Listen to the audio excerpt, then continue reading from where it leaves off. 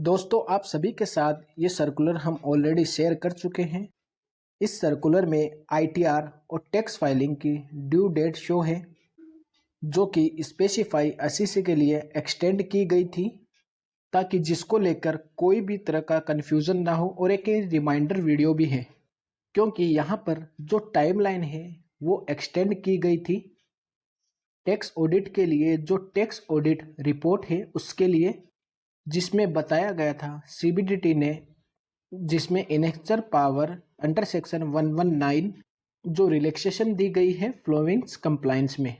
तो due date furnishing audit report under clause b of 10 proviso clause 3 CO section 10 and sub clause 2 and clause b 1 of section 12A in case of fund trust and university trust and other educational institution के case में form 10B and 10BB की date जो 30 सितंबर थी उसे extend किया 31 अक्टूबर तक।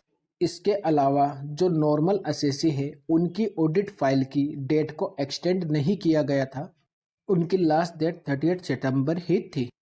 यहाँ पर ITR 7, आप ध्यान रखिएगा, ITR 7 की जो डेट है उसको ही एक्सटेंड किया गया है।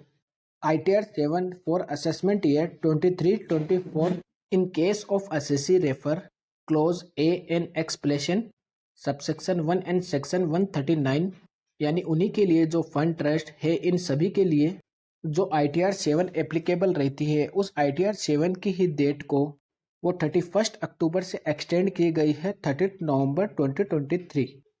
तो यहाँ पर ITR 7 के अलावा जो बाकी ऑडिट की ITR के लिए जो डेट रहती है उनकी डेट को एक्सटेंड नहीं किया गया है। ठीक है, तो यहाँ पर आप ITR एक्सटेंडेड के लिए आप वेट भी मत करिएगा। अदर केसेस में जैसे आपने देख भी लिया है, नॉन ऑडिट की ITR डेट को भी एक्सटेंड नहीं किया था, और टैक्स ऑडिट फाइलिंग की डेट को एक्सटेंड के लिए बहुत ज़्यादा रिक्वेस्ट की थी, लेकिन उसकी डेट को भी एक्सटेंड नहीं किया गया। तो अब आप ITR फाइलिंग की डेट एक्सटेंशन की उम्मीद मत रखिएगा।